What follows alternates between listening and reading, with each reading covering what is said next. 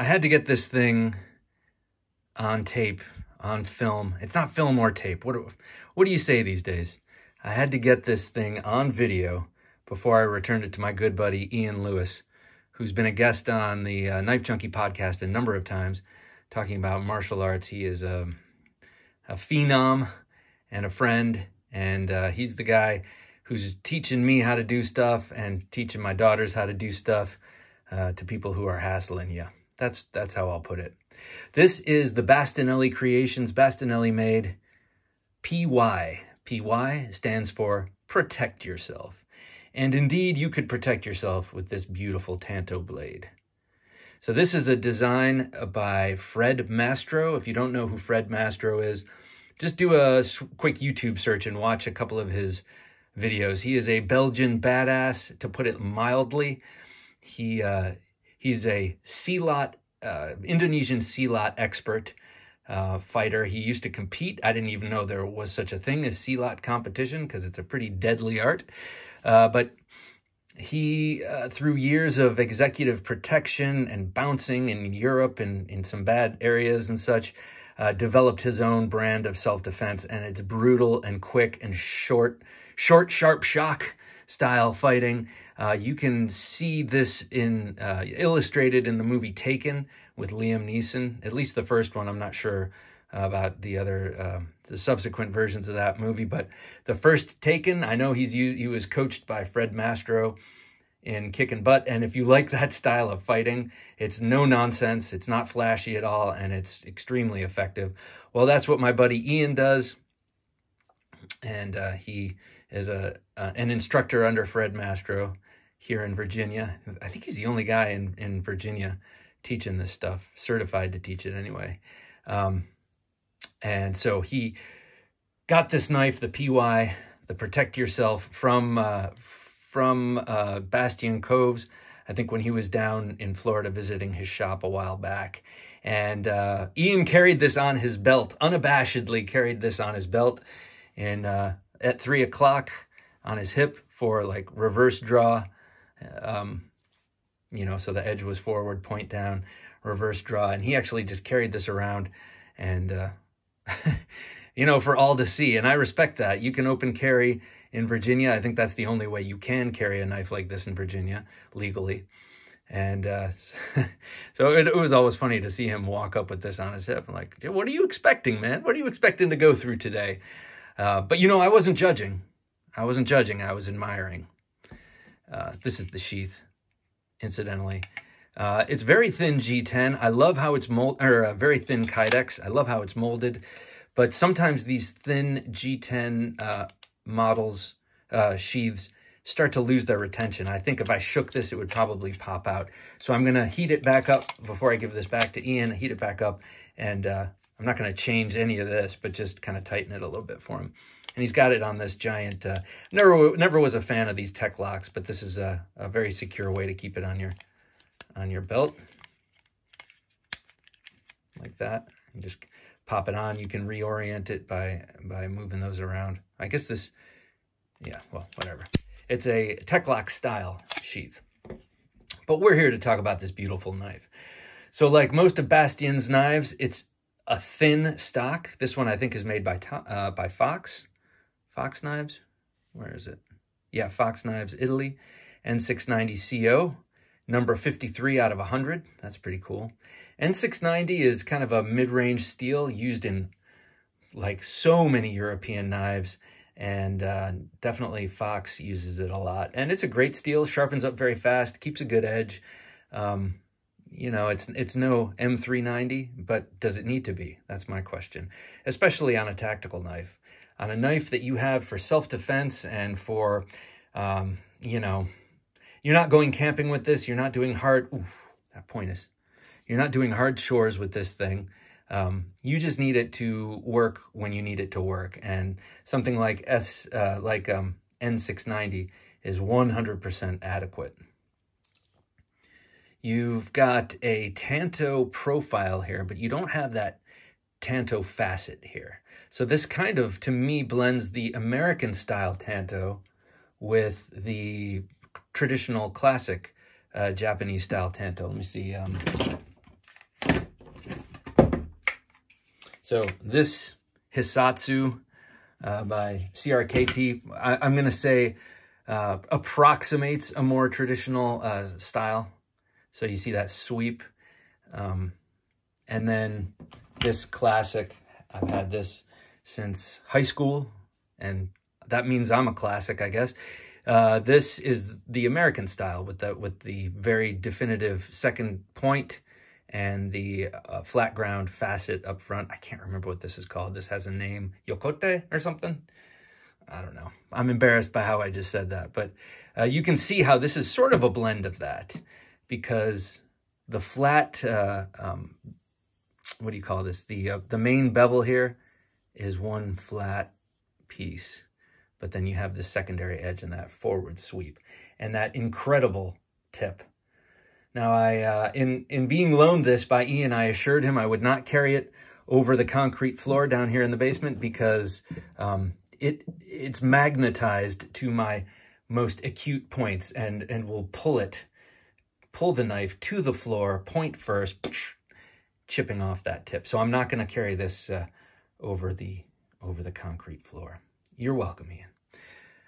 G10 handle scales, beautifully milled and designed for superior ergonomics. I mean, that just feels really good. And then, like most classy Italian knives, definitely fox and lion steel, they crown the spine of the blade, meaning it's curved, it's rounded, I mean. So the tang stands slightly proud of the scales, which to me is a very nice aesthetic choice. I don't think it's really, so you get kind of a window box effect here. But the tang is nicely rounded over, so it just feels very comfortable. I'm not exactly sure if doing that has any real practical purpose or if that's just for styling, but it is a thing.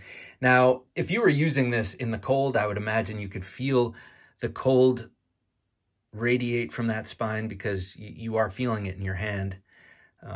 But that is hardly a consideration, I guess, if you were using this and really needed it in a pinch.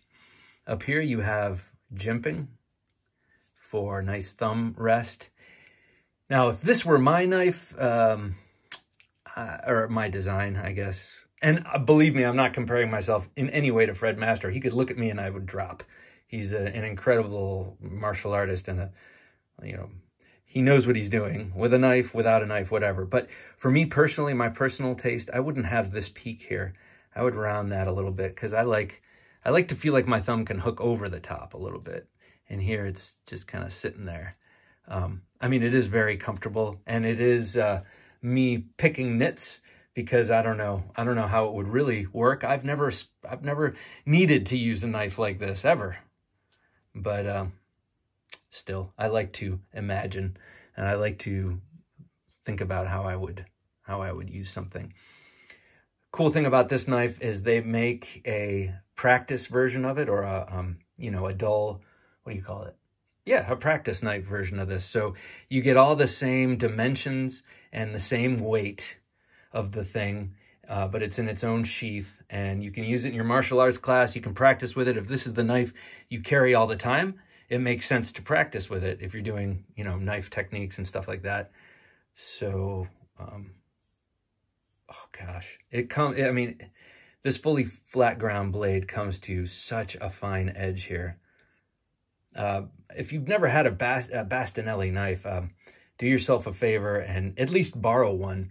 They are incredible, and they're so sharp. I mean, they're just incredibly sharp. Give Bastian Cove's Bastinelli Knives on Instagram a follow. He posts all the time, and they're great videos. If they're not beautiful shots of his knives next to whiskey and coffee and guns and stuff, they're really cool videos of him, doing things with his knives. He's very, very talented in terms of like manipulating a knife and using a knife on in various training scenarios and cutting and testing scenarios.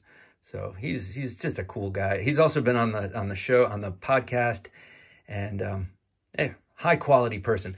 Now I have a knife coming from him. I couldn't wait to do this video because I'm going to try and give this back to Ian shortly, but I have a knife coming in custom from, always doing that, always kicking the tripod, custom from Bastinelli, and it's his new, it's called the Anomaly, and it is set up like a karambit. It's like karambit with the ring, it's a fixed blade, but with the Pikal style blade, tip down, edge in. And it's the last of a 4 collaboration knife series with Doug Marcaida. And he posted a picture of it on his website, that is Bastinelli, on his website, or not on his website, on his Instagram feed, with a beautiful burgundy colored cord wrap. And so I contacted him, and he's making me one just like it, and I'll have that here soon. I can't wait to show that off. Can't wait to have it in hand, I should say. So this is the PY. Let me compare it to a couple of knives before I dip. But here it is with the, as I showed before, the classic cold steel Tanto. Just a great knife. This is one of the early ones, made in Japan. Cold steel, Ventura, California. Got this in a mall, in a knife store, the Randall Park Mall, which is now, I'm sure, has been leveled and is now an Amazon center or something like that. Here it is with the Hisatsu. This knife is incredible. I've gotten it extremely sharp.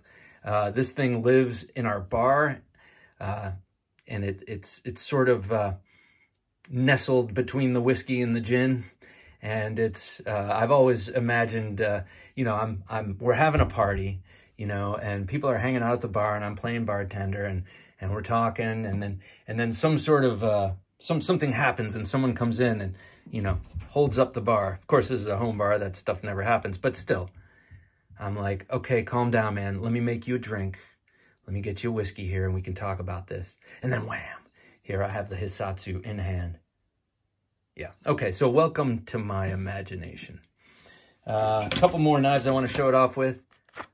The beautiful attention to detail mercantile double-edged bayonet style fighter, S35EN, and tortoise shell.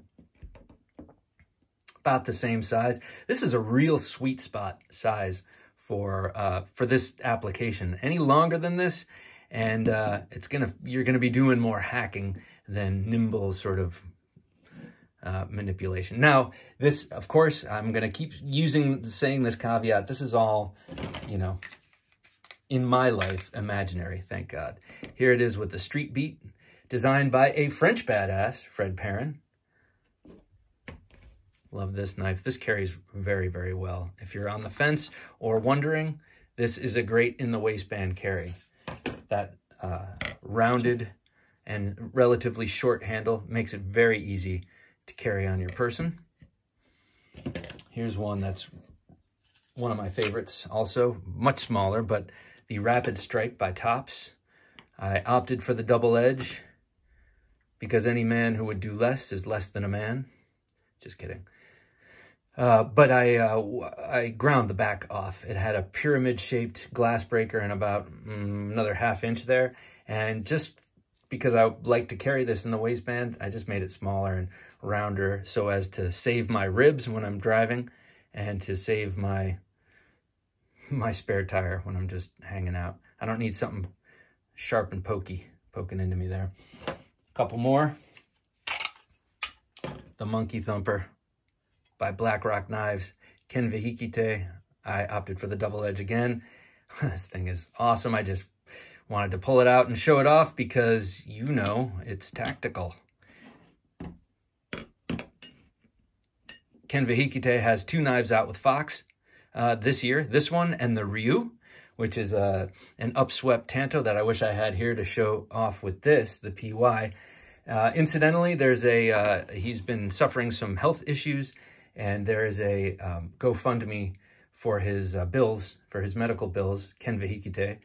And so here at the Knife Junkie, we bought the Fox Ryu. It's coming, it should be here in about 3 days, and we're going to auction it off and send that money his way because he's a great guy, also has been interviewed on the show, and yeah, I just want to help him out. And let's see, here it is with a luscious, oh gosh, look at this thing. This, of course, is the Spartan Harzy dagger made by Spartan Blades and designed by the legendary William Harsey Jr. Now I feel like I'm name dropping, but like this guy was on the show, this guy's on the show, this guy was on the show, this guy was on the show, trying to get Fred Perrin. We talked to the guy from Thompson. I'm trying to get Lynn Thompson. So not only do I love their knives, but they're just so interesting to talk to, these people. All right, and last, here it is with a Bastinelli big Dragotac. Such a cool knife. But look at that. Kind of looks like a reverse Tanto. And you know I hate that term. But this thing is crazy. Love it. This is made by Lion Steel in Italy. And they did not round the spine of this. So maybe it is just Fox that always does that. Okay. All right. I've gone on too long. But please check this out and check out Bastinelli Creations. Also, I don't know if they go by Creations anymore. Check out Bastinelli Knives, Tactical Art.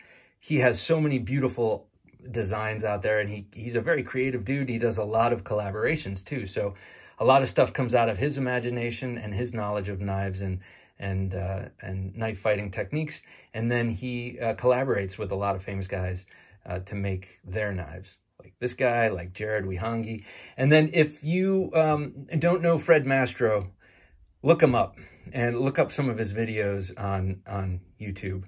They're amazing. And he's a cool, cheeky kind of guy, I think. Thanks for watching. What can I say? Take care.